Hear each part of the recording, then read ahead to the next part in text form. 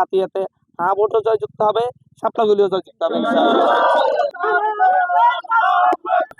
নোয়াখালী ৬ আসনে নির্বাচনী তৎপরতা তুঙ্গে, কিন্তু দ্বীপবাসীর অনেকেই জানেন না কিভাবে ব্যালট মার্ক করতে হবে বা ভোটের ফল দেশের জন্য কি অর্থ বহন করছে। স্থানীয় প্রশাসন এবং রাজনৈতিক দল কিছু প্রচারণা চালাচ্ছে, তবে সাধারণ মানুষকে বিষয়টি পরিষ্কারভাবে বোঝানোর কার্যক্রম এখনো পর্যাপ্ত নয়। হাতিয়া দ্বীপের চেয়ারম্যান ঘাটের আলমের চা দোকান থেকে শুরু করে নদীপথের স্পিডবোট পর্যন্ত মানুষের কাছে একই প্রশ্ন, গণভোট কিভাবে দিতে হবে। দ্বীপের ৯০% মানুষ গণভোট সম্পর্কে কিছুই জানে না। হ্যাঁ না ভোটের সম্বন্ধে আমরা ইস্যু সম্বন্ধে কিছু জানিও না, আর আমরা শুনিও না, এখন তাই বর্তমানে শুনতেছি। গণভোট কিভাবে দেয় ওটা আমরা জানি না, নতুন করে শুনছি। আমরা গ্রাম অঞ্চলে থাকি, কেউ জানি না, তো এটা সম্বন্ধে কোনো আইডিয়া জানি। আমরা গাড়ি চালাই, তো এই কারণে আমরা অনেক সমাবেশে বা মিটিংয়ে অনেক মিছিলে যাচ্ছি।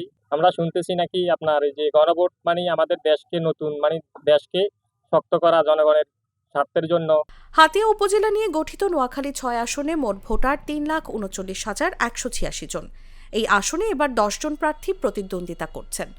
এর মধ্যে বিএনপি, এনসিপি ও বিএনপির বিদ্রোহী প্রার্থীদের মধ্যে ত্রিমুখী লড়াই হবে বলে স্থানীয়দের অভিমত। আমরা একই সাথে আমাদের জাতীয় নির্বাচনের প্রচারণা করতেছি এবং গণভোটের প্রচারণা করতেছি। মানুষকে বলতেছি যে গণভোটে হ্যাঁ দেওয়ার জন্য, কারণ বাংলাদেশ বাঁচানোর জন্য গণভোটে হ্যাঁ দিতে হবে।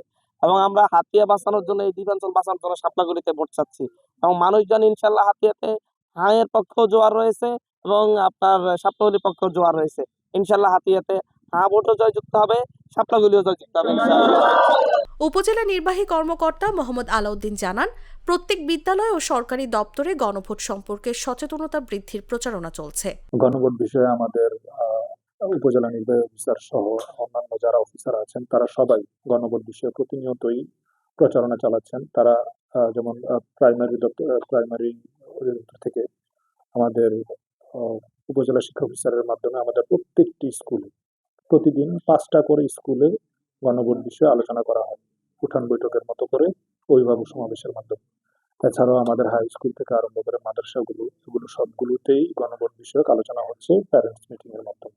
নদীপথই একমাত্র চলাচলের উপায়। নদী ভাঙন ও মৌলিক চাহিদার ঘাটতি, এই সব চ্যালেঞ্জের মধ্যেও হাতিয়া দ্বীপের মানুষ ভোট দিতে উৎসাহী। তবে সচেতনতার অভাবে তাদের অনেকেই গণভোটের গুরুত্ব পুরোপুরি বুঝতে পারছেন না। নিউজ ডেস্ক, জাগো নিউজ।